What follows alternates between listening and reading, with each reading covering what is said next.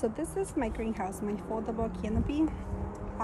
It's actually on my shed, and I have the entrance right there, and I have another entrance on the side. And the best way to compare it to is like a car's trunk, because we pull it up in the summer against the wall.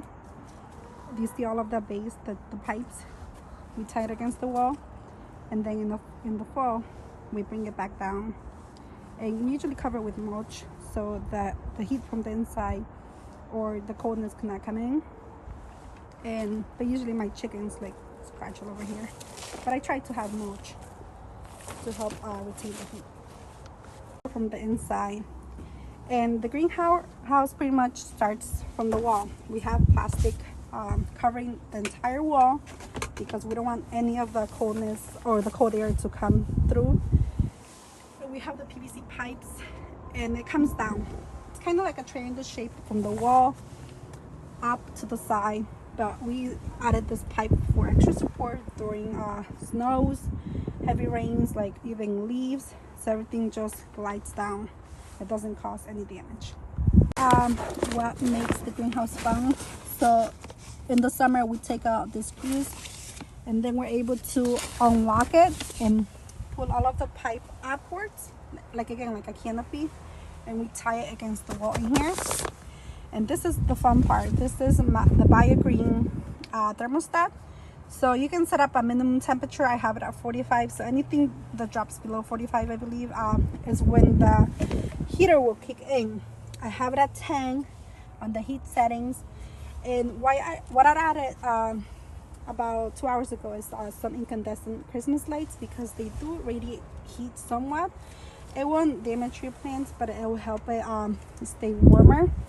And what I will be adding soon, probably in the next 2 days or so, is I'll bring buckets, like 5-gallon buckets with lids, and I'll fill it with water and I'll place them randomly. Why? Because water actually retains heat, and it will help warm up this space during the night, because at night is when the heat pretty much radiates slowly, and it will help this place warm up a little more. We also have this fan, which I installed it about 3 months ago. I didn't have this back in November of 2023. This greenhouse is actually a year old, to be exact. I used to have this Cara Cara in ground, and then it was struggling, and when we dug it out, we noticed some other roots was choking the plant, and now it's doing better. As you can see, there's some flowers coming up, so I'm very happy I did that. Again, this PVC pipe helps I guess control the plastic from not coming inwards or whenever we have snowstorm. And we added this this piece of, I guess, metal plastic recently, because I wanted the plastic to push outwards so I can shove in more plants on the side. Be very mindful not to have any like hard wood or metals, because the plastic will damage it as the wind comes and so on. And here's my Cara Cara orange. This is exactly a year old, and many people will tell you should remove the baby fruit and things like that, and I let nature do its thing. It did drop many oranges, but these two decided to stay, so it must be for a reason.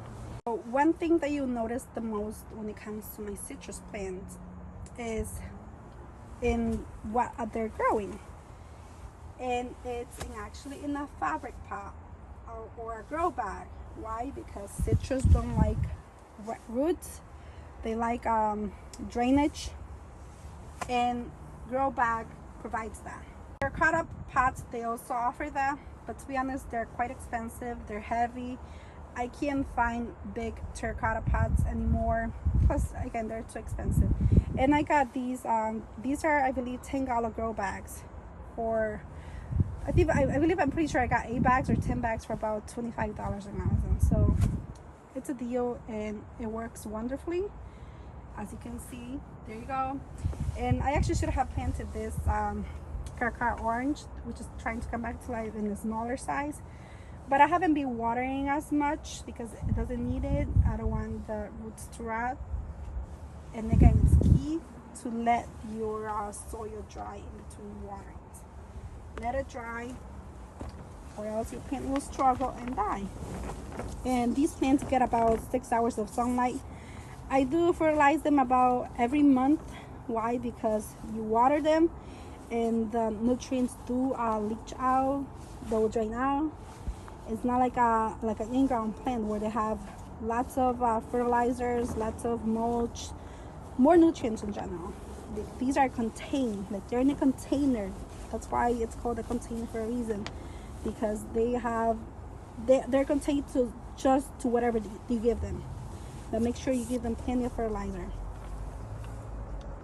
That is all. I hope you were able to capture and see what I'm growing, and most importantly, the grow bags that I use. And I also posted how I mix my own potting soil, so you can save a lot of money in there. For citrus, you only need to add sand to help it with drainage, and some of them I didn't add sand because I ran out, but they'll work just fine because the fabric helps it dry faster in between waterings. I hope you were inspired to build something similar or even better, because anything is possible, especially when you have the tools and most important, the knowledge to do whatever you're planning to do.